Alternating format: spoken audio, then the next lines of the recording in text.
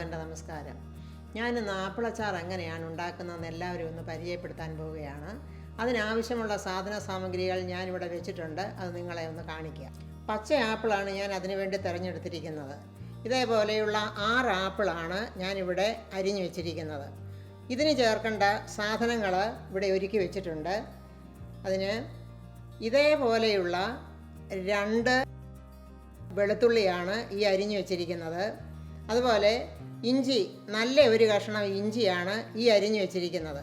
അതുപോലെ കറിവേപ്പില, മഞ്ഞൾപ്പൊടി, ഉപ്പ്, മുളക് പൊടി, കടുക്, കായപ്പൊടി, വിനിഗർ, അതുപോലെ വെജിറ്റബിൾ ഓയിൽ. ഇതെങ്ങനെയാണ് ഉണ്ടാക്കുന്നതെന്ന് നമുക്ക് നോക്കാം. പാൻ ചൂടായതിന് ശേഷം 1 സ്പൂൺ എണ്ണ ഞാൻ അതിലേക്ക് ഒഴിച്ചു. ഇപ്പോൾ എണ്ണ നല്ലവണ്ണം ചൂടായി. അതിലേക്ക് ഞാൻ 1 സ്പൂൺ കടുക് ഇടുകയാണ്.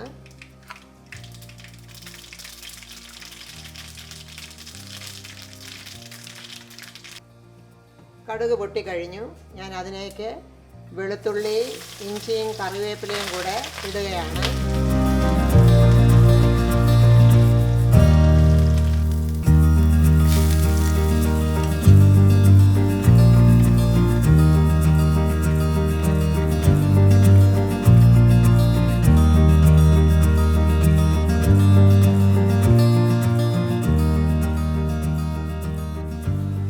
തീ ഒന്ന് കുറച്ച് വെക്കുകയാണ്.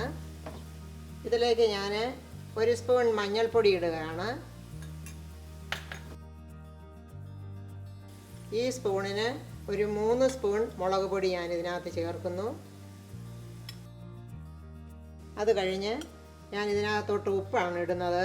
ആവശ്യത്തിന് അവരവരുടെ ഇഷ്ടം അനുസരിച്ച് ചേർക്കാം. കൂടുതൽ വേണ്ടവർക്ക് കൂടുതൽ, കുറച്ച് വേണ്ടവർക്ക് കുറച്ച്. അതിനകത്തേക്ക് ഞാൻ ഈ ആപ്പിള് അരിഞ്ഞു വെച്ചിരിക്കുന്നത് ഇടുകയാണ്.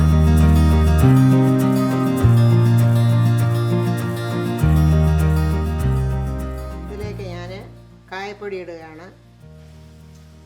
കായപ്പൊടിയും കൂടി ഇട്ട് കഴിഞ്ഞപ്പോൾ എല്ലാം ഒന്ന് യോജിക്കുന്ന രീതിയിൽ ഞാനൊന്ന് ഇളക്കി കൊടുക്കുകയാണ്.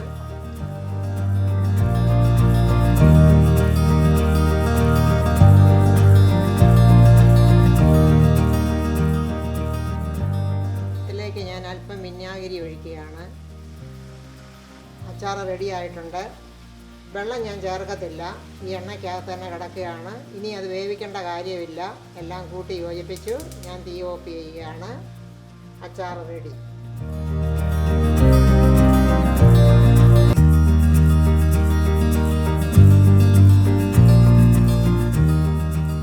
അച്ചാർ തയ്യാറായി കഴിഞ്ഞു. നിങ്ങളും ഒന്ന് പരിശ്രമിച്ച് നോക്കുക. ഇഷ്ടപ്പെട്ടെങ്കിൽ നിങ്ങൾ ലൈക്ക് ചെയ്യൂ, ഷെയർ ചെയ്യൂ, കമൻറ്റ് ചെയ്യുക. സബ്സ്ക്രൈബ് ചെയ്യുവാൻ മറക്കരുത് കേട്ടോ.